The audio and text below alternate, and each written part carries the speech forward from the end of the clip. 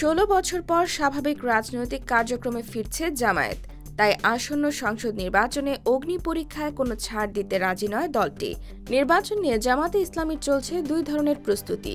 নিজেরাই 300 আসনে প্রার্থী দেবে এবং তারিখ ঘোষণার পর পরিস্থিতি অনুযায়ী সিদ্ধান্ত নেবে একক না জোটবদ্ধভাবে নির্বাচনে অংশগ্রহণ করবে তারা। জামায়াতের সম্ভাব্য প্রার্থীরা নিজ নিজ নির্বাচনী আসনে এখন সক্রিয়। নেতারা জনসংযোগের পাশাপাশি যোগ দিচ্ছেন সামাজিক ও ধর্মীয় অনুষ্ঠানগুলোয়।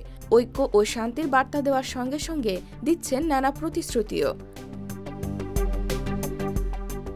অন্তর্বর্তী সরকারের পক্ষ থেকে নির্বাচনে কোনো সুস্পষ্ট নির্দেশনা না থাকলেও দল গোছানোর পাশাপাশি নির্বাচন ঘিরে সারা দেশে মাঠে সরব রয়েছেন তারা। জানা যায় তাদের মূল লক্ষ্য আগামী নির্বাচনে ইতিহাস সৃষ্টি করা। সেজন্য এখন থেকে মানবিক ও সামাজিক কর্মকাণ্ডের মাধ্যমে জনমত তৈরির সর্বোচ্চ চেষ্টা করছে দলটি। দলটির দায়িত্বশীলরা বলছেন, নির্বাচনের ব্যাপারে জামাতের দুই ধরনের প্রস্তুতি রয়েছে। প্রথমত, জামাত নিজেরাই 300 আসনে প্রার্থী দেবে।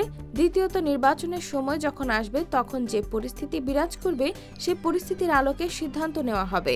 এককভাবে নাকি জোটবদ্ধভাবে নির্বাচনে অংশ নেওয়া হবে তা এখনই বলার সুযোগ নেই।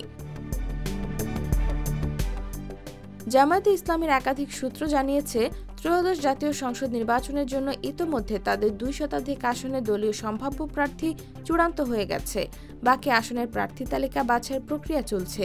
তবে নির্বাচনের সময় বিরাজমান পরিস্থিতির আলোকে ইসলামী দলগুলো নিয়ে জোটবদ্ধ নির্বাচনে প্রার্থী দেওয়ার জন্য একটি প্রচেষ্টা চালাচ্ছে জামায়াতে ইসলামী। IBTV USA, new York.